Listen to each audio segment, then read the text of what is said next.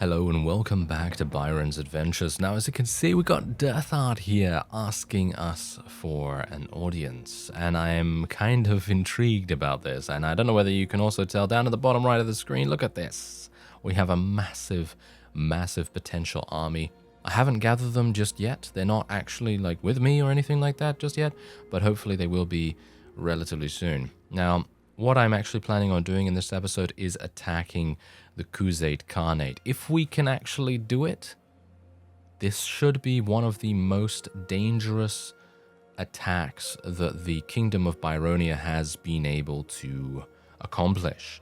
But if we can't, then we're going to crash and burn pretty badly. Anyway, let's see what he can actually offer us here. I'm actually going to ask... Oh, wow. He's willing to give us basically all of his entire fortune to release him. And personally, I'm actually kind of happy with this because the less money he has, the better. And let's actually just see. Yeah, that's basically... you know what? I'm just going to do that because we're kind of just swapping the money, and I just want to make sure I get as much money as we possibly can. So we're going to be releasing him, and he'll have 5,472 gold total. And we will have 377,000 back from him. So that's very, very nice indeed. All right, so bear in mind that the Khuzait are actually still at war against... Oh yeah, by the way, I'm just going to buy all of the food. I'm actually just going to buy all of the food actually here.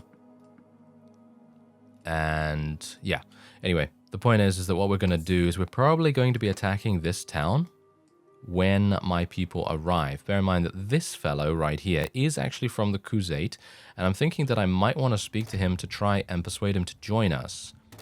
So before my army comes along, we might try to do that. Also, I'm being a little bit strategic here by buying up all the food in the nearby towns. It makes it maybe just that little bit easier for us to win in a siege. Bear in mind that the current starvation mechanics are not really implemented yet, which I gotta say is a bit disappointing, because I actually love the ability to be able to do a wide variety of different strategies in sieges, and hopefully that will be implemented at some point at least. Anyway, let's have a look here. What do you think? Oh, here we go. Oh dear. Oh, success. Okay, this guy's going to be really difficult to get. 90% chance? What? Are you serious? A 90% chance? Not a victory? Okay, yeah. There's no way. There's no way. He's a very, very loyal individual indeed, and it does not matter what I do now because we are basically done. Okay, there you go. That's kind of unfortunate, actually. I really, really hoped that we would be able to split up their army, because what's going to happen now is if we do decide to attack them, which I'm pretty sure I'm going to, it really just depends on how many of my vassals. As you can see, there's my vassals over there. They're actually coming over. But yeah, basically it might be a bit problematic because Monchug is also running around with a large army as far as I'm aware. And you know how it is. You know how it is. Because if we can catch them unawares... Oh, Karenios has actually left. Oh, and they joined... Oh, look at that. How wonderful. Look at that. How wonderful of them. Yes. Achios and Ovagos. Achios. Remember Achios from the previous episode? And look, there he is right now. What are you doing here, sir? What are you doing here? Why did you leave? I have no idea why he left. Okay. I will now ask him... Wait a minute. Am I getting this straight? How literally he is... What? He's willing to join us again for 146,000, and I don't have to go through the persuasion attempt again. And now I have gained him back. That is absolutely hilarious. Oh, wow. I did not realize that was actually possible. And look, there's Akram. He's actually running around with 697 units. I have 1,500 almost, which is kind of insane. Let's get Ovagos and Yana and Achios to join me. I'm getting more people even. I now have 1,800 in the army, which hopefully will give us a massive advantage. And yeah, we're going to try and take this. There's 700. Ooh, I mean, that's actually quite a lot, isn't it? Yeah, there's actually quite a lot. So I'm hopeful that the places that we have garrisoned are going to be sufficiently defended. And I actually wonder, can I declare war from the diplomacy screen? Because there's the Northern Empire, by the way. I don't exactly know why the Northern Empire has not been eliminated yet, because it is literally done. I mean, you can see here they only have 200 strength. I mean, not entirely sure what's going on with that. The Crusade, on the other hand, as you can see, have basically double the amount of strength that we have, so I'm a little bit worried about that. The Botanians are doing very nicely indeed. The Sturgians are done, as you can no doubt tell. Whoa, okay. Yeah, the Vlandians are pretty strong too. Azerai, not so much. So what we might want to do is, after we have attempted to attack the Crusade, because I think that we should have a pretty decent chance of doing some nice damage, but I'm a bit, I don't know, I'm a bit worried about it. Anyway, declare war. I can't declare war for some reason. I'm not entirely sure why I can't declare war from that screen, but I will probably just go and attack these villages, and whatever you have, I'm taking it. Surrender or die. I'm not going to actually be attacking them, by the way. What? What? That? Okay, that didn't do it. Okay, that's actually kind of amazing, because usually when you attack a band of looters, or not looters, a band of villagers or something like that, and you attack them like straight up like this, maybe I actually have to go and attack them. Okay, I guess we'll, yep, we actually do have to go and attack. Not a big fan of that, I gotta say. Not a big fan of that, but okay, I guess that's how we'll have to do it. I kind of wanted to do something a little bit different, because I think that, personally, if you attack criminals, attack villagers. Why do I keep saying criminals, looters? Well, the villagers have done nothing wrong, thank you very much. Didn't actually want to attack them, that's the thing. I just wanted to, you know, threaten them a little bit, and then have, you know, the faction declare war on us. That's basically what I wanted to do there, but okay, never mind. Alright, so we have a pretty significant combat strength advantage. But, yep, there you go. That's exactly what happened before as well. Look at that. Did you see that?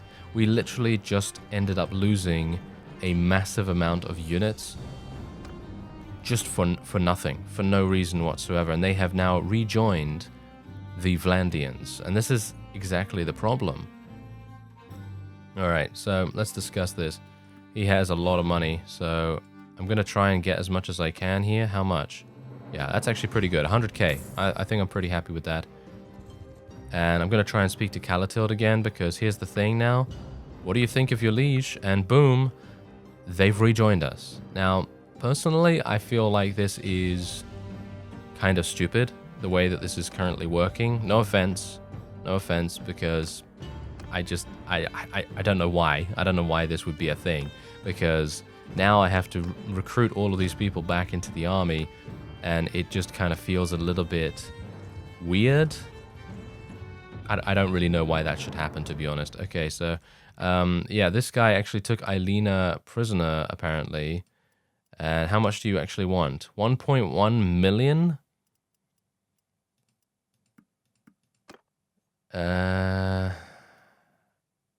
Sure. I mean, I don't really want to do that, to be honest, but okay. Fine. Okay, so, oh yeah, we're getting more and more pop-ups every single time. It's crazy. Okay, so this guy, he's probably not going to want to pay all of this. Oh, he is. Okay. Well, that's fine with me then, I guess.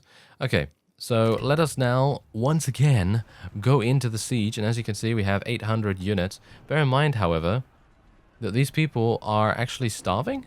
It seems like they might be starving. It seems like they don't have enough, food, which is problematic. Okay, ooh, this is going to be good. Okay, let's take that amount. That seems pretty good to me. Alright, so yeah. I'm thinking what we're going to do, actually, is we're going to build a siege tower. We're going to build a battering ram. And where's the other siege tower? There's the other siege tower over there. We're basically just going to do that. We're not going to try and batter down the walls or anything like that, because, let's face it, we're losing a unit every second, basically. And that is not a good idea. So I'm going to try and be kind of fast about this. Akram is actually going and besieging something as well, which is very nice. Sylvind has left Byron's party. Not entirely sure why she's done that. But there you go. Look at that. It's happened again. Olvagos and Achios have left and they have joined the Vlandians now. I don't know. I don't know what to say to that. I really don't know what to say to that, apart from the fact that I feel like the developers do need to take a look at how vassals interact when they leave a faction.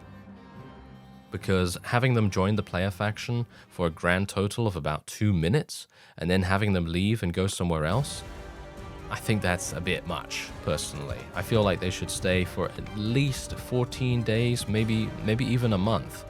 I think maybe having them, you know, stay for that decent amount of time would definitely make things a little bit more balanced. Because as it stands right now, imagine this. Imagine you are going to the trouble of taking a castle specifically for the reason of giving it to one of your recent vassals. And yeah, that might actually be the case why they're leaving, because they might not have any land or a fief or something like that, and they might be a bit annoyed at that. That might very well be the problem. But then you got to think to yourself, okay, what if you take a castle and you give this castle to those vassals that you have just persuaded to join you, and then they end up leaving anyway. You know, they end up leaving and they end up going somewhere else, and they might very well take your fief that you specifically took for them with them. And that would be pretty bad, wouldn't it? That would be pretty bad. So I'm hopeful that that is actually not how it actually is, because I haven't really done that ever before, so it might be it might help. I don't know. It might actually help. I don't really want to get shot here if at all possible, so I'm actually just going to get off my horse real quick. Can I batter this down? Oh yeah, wait a minute. Ah, yeah, I'm not playing as Bruce. I keep forgetting that for some reason. Ah, look at this. I can actually do damage to this gate. Okay, this is this is going to take a while. Oh my.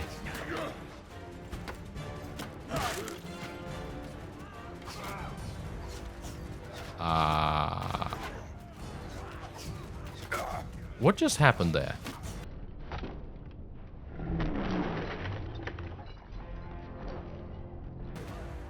I got hit by... Did you see that? I got hit by... Wait a minute. Wait a minute. Where is my...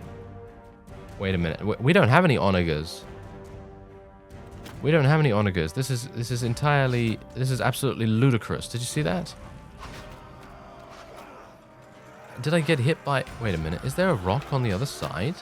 Is there something on the other side that could actually... Wait a minute. This is what I got killed by? Yeah, I'm pretty sure this is what I got killed by, actually, because I was thinking to myself, okay, I'm just gonna, you know, stand here, do some damage against the gate, and then all of a sudden, boom, 140 damage comes out of nowhere. And it was obviously a blunt type damage, so I would assume that it is actually this. I have never, ever gotten killed by something like this before. And, yeah, that's pretty bad. We're actually going to have to retreat here because I don't know whether you can see that, but it seems like things are not really going as intended.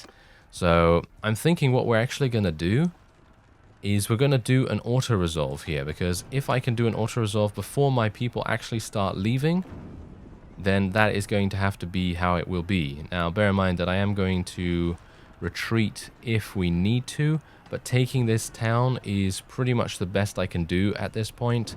I really don't want to do an auto-resolve, by the way. I really don't. I feel like auto-resolve is such a waste of troops, and I would love to be able to do the siege, but you've seen how... well, how much bad luck we're actually getting in that regard. So I'm just going to do an auto-resolve just to get it out of the way, and then what we can do is we can start doing a couple of things with the garrison and things like that, and then we can try to reinforce it just that little bit. So let's go for some training. There we go. And we will also be disbanding the army because, yeah, owner of tile. Now, here's the thing. Do I want to actually give this to Callatild, who could potentially just end up leaving the day after? Yeah, you know what? I'm actually going to try it. Because it might reduce the chances of her leaving. Let's try it out and see what happens. I'm happy to do it for science, you know, for science, for testing it out, see what's going to happen there. And who knows, maybe if we've given her that, then she will be less likely to go somewhere else. All right. So let's go to the army, and yeah, Byron still has 989 technically, but yeah, we're just going to disband the entire army at the moment and let everyone go, you know, about their own way. And we're probably going to try and take some other castles and things in the meantime. And what I'm going to do is I'm going to head back to Amprila. We're so fast. Byron is such a fast mover on the world map. It's crazy. It's just insanity how fast he's actually able to move. And let's go over to the trade screen here, because I would like to get some more food if at all possible. I think I bought a bunch at Amprila before, so it's probably not a good idea for me to continue buying from them. Otherwise, that's going to not really work too well for us. Okay, so I have about 200 and something units, so it would probably be a good idea for me to take some more from the garrison here. And... ooh, don't really want to take tier 2s if at all possible. Don't really want to take tier 2s. That's not going to be helping us that much. But if that's the only thing I can do, then it's the only thing I can do. So, wait a minute. Oh, phew.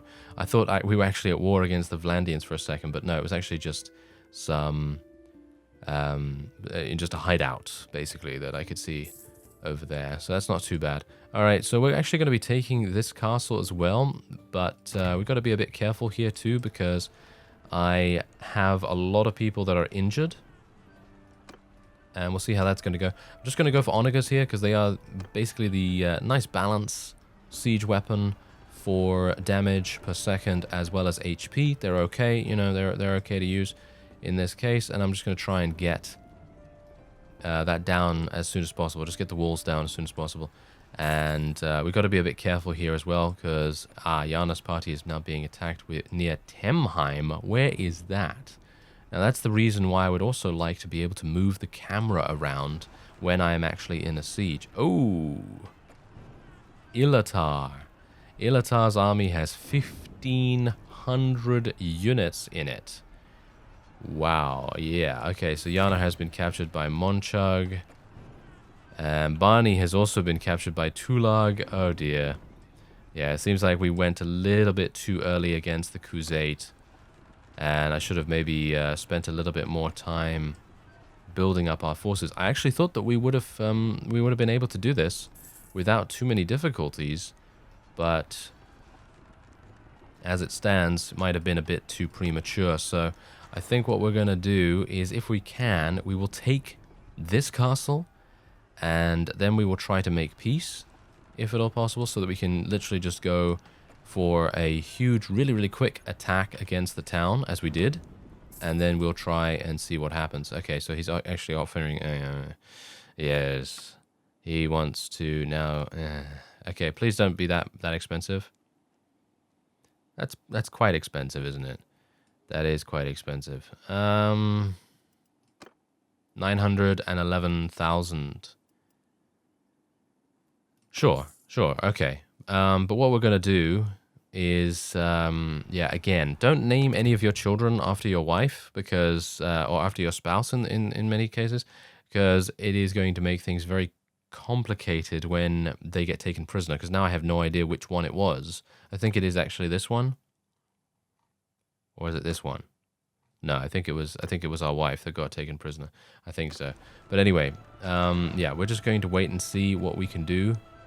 And hopefully I will not get interrupted, because there's a very, very large amount of vassals over in this direction. As you can see, their army did disband, which is actually very good for me.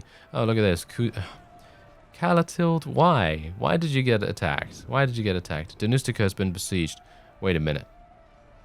That's ours, isn't it? Yeah, that is actually ours.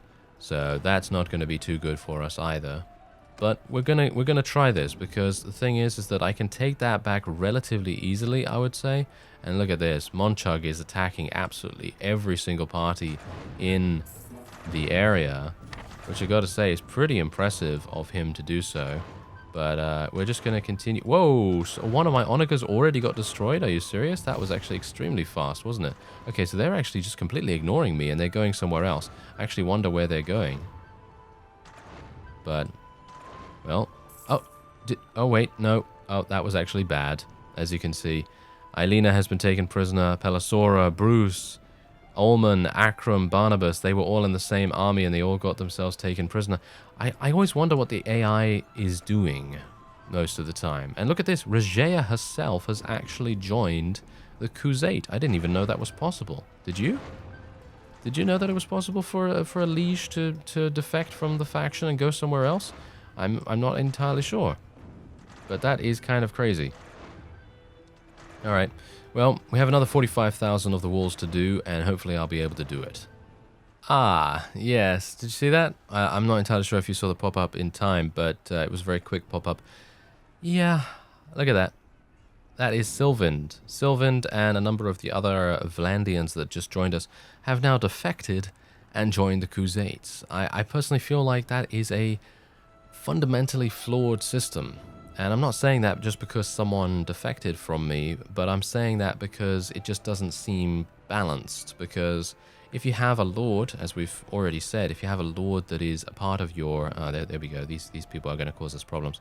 But anyway, if you have a lord that's a part of your faction, and you have either just decided to persuade them, or, you know, whether they've defected to you or something like that, and then all of a sudden they decide to jump ship and go somewhere else, it fundamentally changes your entire strategy. Because let's say that it's a pretty large clan. So let's say that, I don't know, in the case of Regea, I suppose, let's say that Regea herself and her clan decide to join your faction.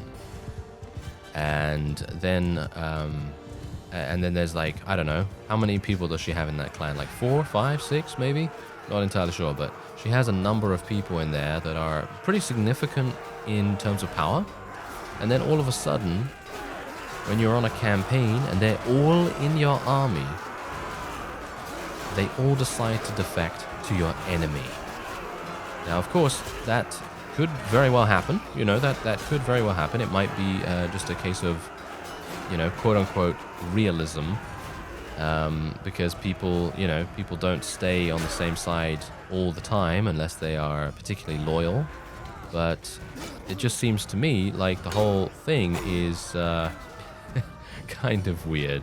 I don't know why they would join me and then end up leaving, because I have persuaded them. I feel like the persuasion effect, shall we say, should last a little bit longer.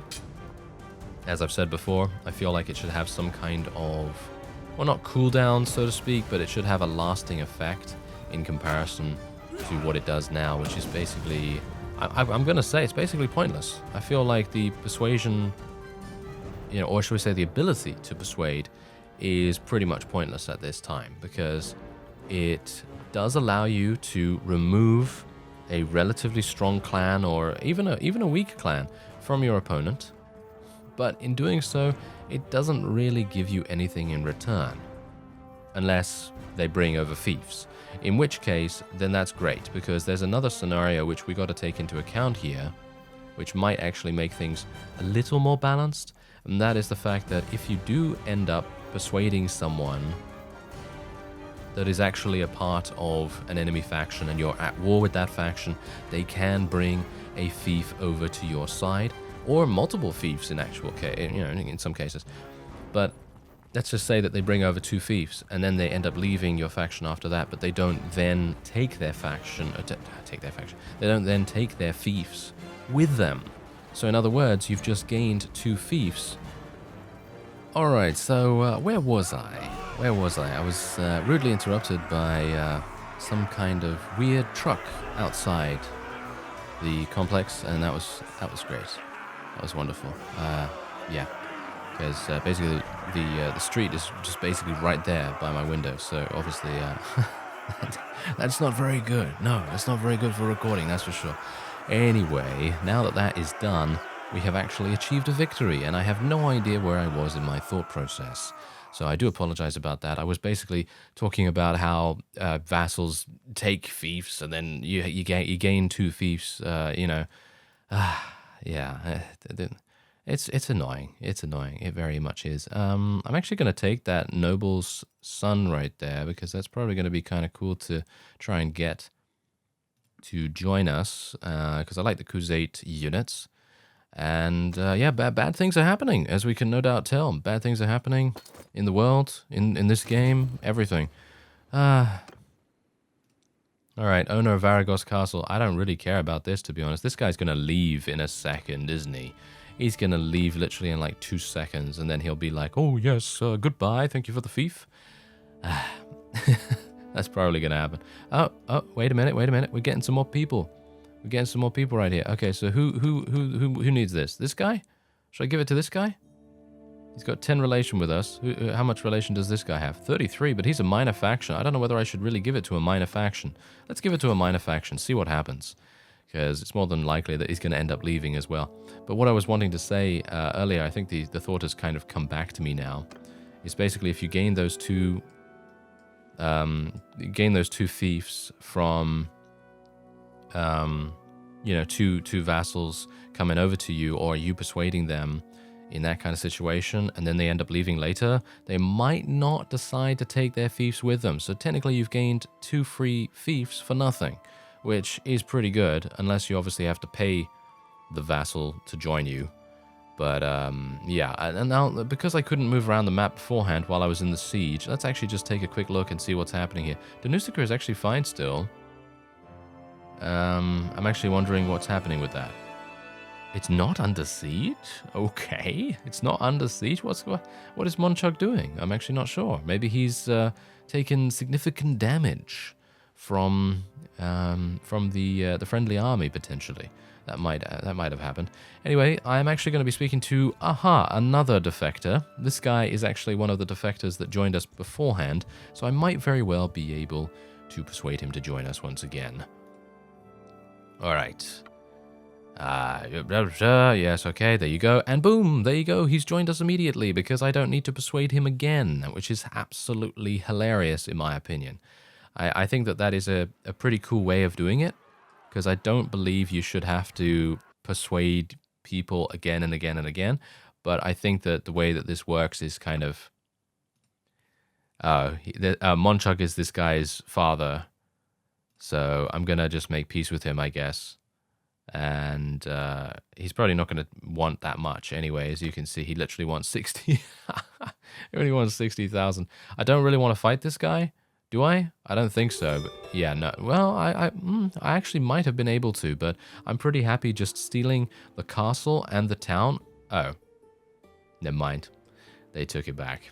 Yeah, they took it back. See, now that's indeed the issue. I just wanted to kind of also highlight how strong the Crusade actually are at the moment. And as a result, it's kind of one of those things where you have to consider everything involved in going to war against them. So for example, you have to consider how many vassals they have, how much strength they have behind those vassals, and you have to pick on the people that don't have a huge amount of strength. In other words, the Aserai. The Aserai are probably going to be our next target because, well, we've seen just how destructive it can be to speak to the Crusade and try to defeat them. What about this guy? I think this guy is actually part of the same clan as the son of Monchuk, so I'm pretty sure he's not going to... Yeah, he's also his son, so... what about this guy, Tharos? I think he likes us a lot, doesn't he? I think he likes us a lot because we... Oh, no, he doesn't. Apparently he doesn't. Okay. What do you think? Sicanus. Wait a minute. Didn't I persuade this guy beforehand? I think I might have persuaded him before, but oh well. Never mind. We did take a castle, which I suppose is pretty good. But, you know, kind of wanted to do a little bit better than that by taking that town. And it actually worked out quite nicely. As you can see, they only have 220 defenders there now, which would be very easy for me to take. I could literally go to Argoron's garrison right now, pull out a bunch of powerful units, and then just go back there. So, for example, wait a minute. Wait a minute. Argoron is not actually my town anymore. I keep forgetting that. I keep forgetting that because I actually gave it to one of our vassals to hopefully prevent them from leaving and things like that. Anyway, this guy is gonna die. I'm gonna try and take him prisoner if I can because these guys are kind of annoying. Don't know whether you can tell that, because these fellows right here, they are providing the Northern Empire with the much-needed combat strength or faction strength that is preventing them from being eliminated, or at least I think so. So it would be nice if we could just eliminate all of them really, really quickly. And that's exactly what we're going to do, because let's face it, look at this. Auto-resolves are just going to take care of these guys really, really fast. And, oh, that guy's not even from that faction, from that minor faction. So that's a lot easier for me to deal with. And I just love how fast Byron is. I know I mentioned this earlier, but he's so incredibly fast on the world map. I actually want to do something about that, actually. Oh, yeah, because someone said that I should probably try to get one of my children married ahead of time. And I have actually been looking around for that. But the thing is that you're going to need to find a liege or someone that has an eligible child. And I'm thinking that we're probably going to try and find Regea if we can. And then maybe her daughter can marry one of our sons. Thinking that might work quite nicely, because they're probably going to be pretty powerful. Because if they are Regea's offspring, then we could potentially create the next breed of super soldier or something along those lines. That might be kind of fun, but we'll see. We'll see if that actually happens. So yeah, there you go. We just took a whole bunch of people prisoner. I don't know where Regea is, so I'm actually going to be attempting to find her if at all possible. Okay, so where is she? She is next to Lycaron. Lycaron is actually not even that far away, and I move very fast. Wait a minute. Lycaron is actually kind of far away. Okay, fine. Let's go over there and see what happens. Maybe we'll be able to find her and maybe try and get a marriage arranged. And bear in mind that my scouting skill is going to be extremely effective at finding her. At least I hope so. Ah, I think that's her right there. Do you see her? Is that her? Yes, it is. It is indeed. Ah, fantastic. Okay, so I'm just going to wait here. Just normally, just chilling out, just waiting here. And we'll speed up the process a little bit. She's probably going to exit here in a second. Yep, there we go. There she is. All right. So let's see if we can get... Who's good? Oh, no. Now I'm not entirely sure. Oh, here we go. Here we go. Ooh, yes. This is fantastic. Okay, so I'm thinking Barney at this point. I'm thinking Barney. I don't know how old he is. I don't know how old he is, because we need to kind of do it before he's like 30 or so, I think, maybe. I'm not entirely sure. Let's actually just have a look here real quick. Oh, he's 37. Wow, okay. No, I don't think we can do it with Barney. So what about Elias? How are their skills though? Look at Barney's skills. Barney's skills are absolutely insane. It would be wonderful to do him. Barnabas is 38. What about Pelisor? No, Pelisor has no skills. Classic Pelisor, isn't it? All right, yeah, so Yara is 42. That's not going to work either. Okay, so this is going to be pretty problematic. What about Elias? Yes, as I've said, Elias has decent skills, but nothing really great. Ooh, what about Bruce? I think Bruce would actually be someone good here, because as you can see, he's 34, and I think that might be good. Okay, we'll do with Bruce, right? Okay, so we'll do with Bruce. And let's have a look here. Okay, so the hand of Bruce. We're looking for a suitable marriage for Eutropius, isn't it? I don't know whether that's really going to work with the whole having children thing. What? What? That's not going to work. I'm sorry, that's actually not going to work, because we have to have children, no? Oh, dear. Okay, wait a minute. Apparently I have to look for a female? Do I? Do I really? Okay, so wait a minute. Okay, Diggory has no skills either. Bear that in mind. What about Pelisora? Pelisora, yes, perfect. Okay, Pelisora is probably going to be who we'll go for then. I can't believe this is so difficult, really. Pelisora, there we go. Okay, suitable marriage. You should perhaps introduce yourself, but keep in mind that we're considering a number of offers. Okay, so where is Eutropius? Eutropius. Okay, there he is. Okay, he's 28. This is actually a pretty good match, in my opinion. As you can see, he's got some pretty good skills, too. And where is he? Ah, he was at Lycaron, actually very close to here. Is that him over there being killed by some looters? No, that's a caravan. It's kind of telling that I would have automatically assumed that he'd be killed by some looters, right? Yes, okay, so he could be anywhere. In 2 days, he could be absolutely anywhere. And just bear in mind that I have a massive scouting skill, and I'm still unable to really find him that easily. So this might be problematic. Who's that over there? Oh, hello. Oh, yes, Barnabas is actually still part of... oh, there we go. We can actually release these guys in exchange. Yeah, not these ones. But this guy. And what about some money? I really want to take his 8 million away from him, if at all possible. He has just too much money, in my opinion. Way too much money. Yeah, he's got way too much. Okay, a little bit more. There we go. Come on. 630. There we go. 650, actually. Okay, so we're just going to not transfer all of these. We will not transfer that. And there we go. Okay, so that's going to be pretty decent because I'm still gaining money from that. Getting 652, actually. 652,000. And I'm thinking, is that him? No, that's Kenojan. I've just persuaded him to join us. So that's not going to work. I don't know where this guy is. I guess we'll have to find him in the next episode. I thank you very much for watching, and I will see you next time.